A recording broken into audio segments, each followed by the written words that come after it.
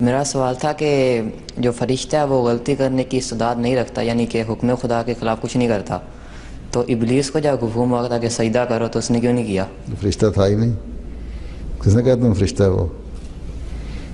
بیٹھ جاؤ. ابلیس تو فرشتہ نہیں ہے. اس شیطان بننے سے پہلے شیطان بننے سے پہلے وہ شیطان ہی تھا. اس کو فرشتہ کہیں بھی نہیں کہا. اللہ میاں نے کہاں کہا وہ فرشتہ تھا؟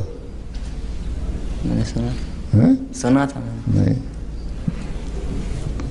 اس میں تو ایک بروں اور اچھوں لوگوں کی مجلس تھی ہیں. جو فرشتے تھے انہوں نے کر لیا اچھے. جو شیطانی صفت ہے اس نے کہا میں نہیں مانتا اللہ تعالیٰ کی بات. وہ تو پہلے اس میں فطرت میں ہی اس لیے اس نے کہا تھا نا کہ میں آگ سے بنا ہوں، یہ مٹی سے بنا ہے انسان ہیں.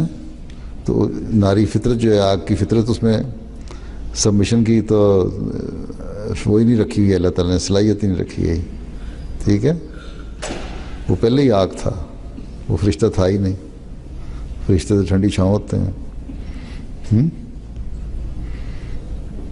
ٹھیک ہے، تمہارے سمجھ آ گئی نا؟ جو آگ تھا وہ کس طرح فرشتہ ہو سکتا ہے؟